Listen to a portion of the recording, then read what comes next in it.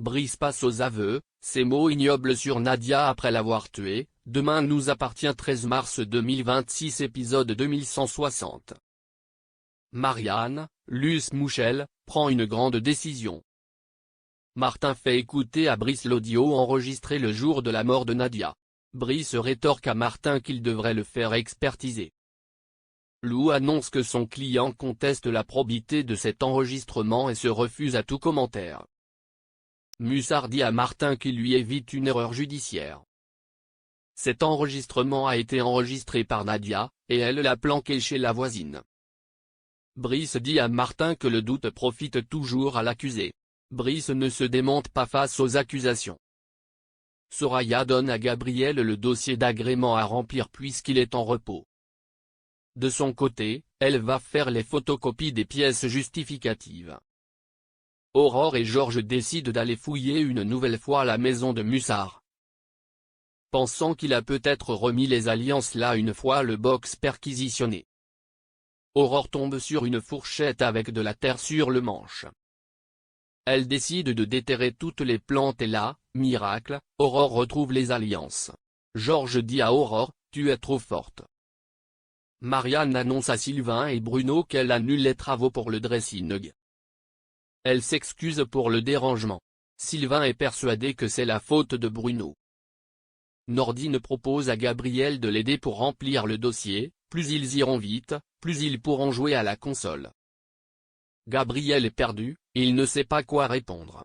Est-ce qu'il accepte d'adopter un enfant handicapé, plus âgé?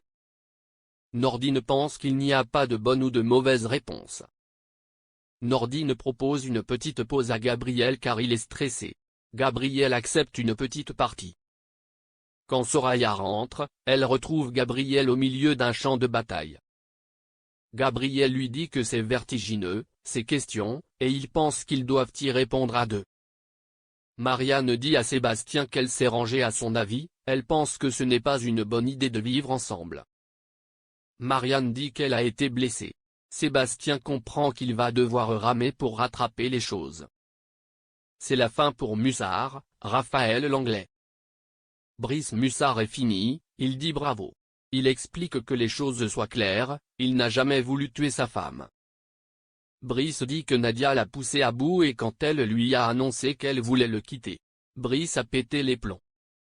Nadia a supplié Brice, je veux juste que tu me laisses partir.